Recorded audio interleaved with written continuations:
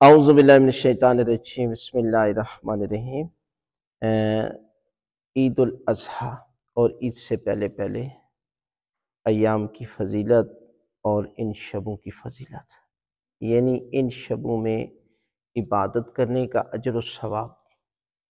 بہت زیادہ ہے، اور دن کے وقت روزہ رکھنا اور مغرب اور عشاء کے درمیان میں وہ 2 رکعت نماز پڑھنا، حاجیوں جتنا اجر و ثواب ملے گا، اور روزے کا ثواب ساری زندگی روزہ رکھنے کے برابر ثواب۔ لہذا 8 ذی الحج یوم ترویہ ہے، یعنی اس دن کے اعمال یہ ہیں کہ روزہ رکھنے کا ثواب 60 سال کے گناہوں کا کفارہ بن جاتا ہے، اور پروردگار کی بارگاہ میں دعائیں قبول ہوتی ہیں، غسل کرنے کی بڑی فضیلت ہے، اور اس شب یعنی جو 8ویں شب ہے اس میں جو ہے وہ 2 رکعت نماز جو مغرب اور عشاء کے درمیان میں پڑھتے ہیں، وہ نماز پڑھیں۔ پہلی رکعت میں سورہ الحمد کے بعد سورہ توحید اور ساتھ سورہ اعراف کی آیت نمبر 142،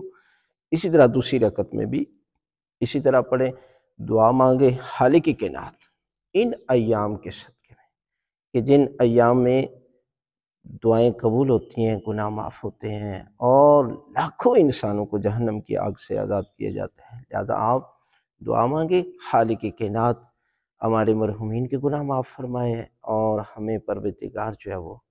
گناہوں سے محفوظ رکھے۔ لہذا ان اعمال کو آپ ضرور انجام